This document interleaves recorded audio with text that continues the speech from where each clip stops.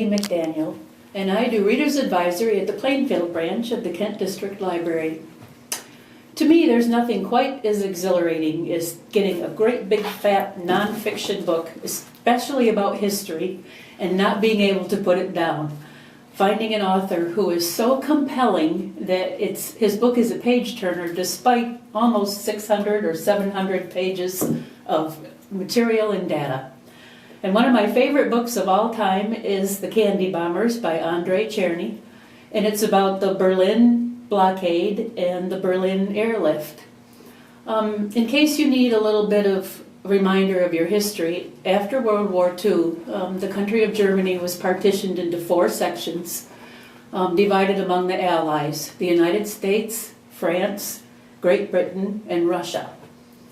The city of Berlin, the capital of Germany, was completely in Russia's quarter of the country.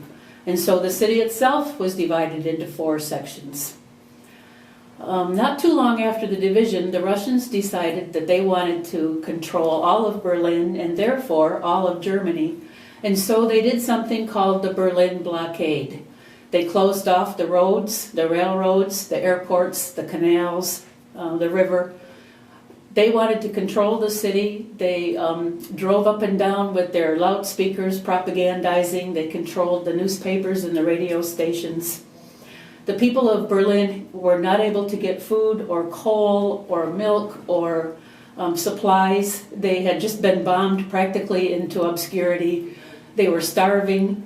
And so the 4 allies came up with an idea of doing something called an airlift. They would drop supplies into Berlin from the other 3 quarters of Germany. And this book is about specifically one young man who took part in the Berlin airlift. His name was Andrei Cherny. He was a Mormon kid from Utah. One day as he was flying his supplies over Berlin, he saw a crowd of little kids standing at the airport, and he divided up among them 2 sticks of gum. The next day he came back with a candy bar, which he dropped from one of the handkerchiefs his mother was always sending him in the mail. A couple of days after that, instead of 30 kids at the airport, there were 300 kids. And so eventually he became known as the Candy Bomber. Here he is making his little parachutes with the handkerchiefs that the moms and grandmas from America sent him. It became almost an American obsession. Boy Scouts would go up and down in the neighborhoods from door to door collecting candy. The major chocolate companies in the United States, like Mars and Hershey, ran 24 hours a day, 3 shifts, and one of their 8-hour shifts was devoted only to making chocolates to send to Berlin.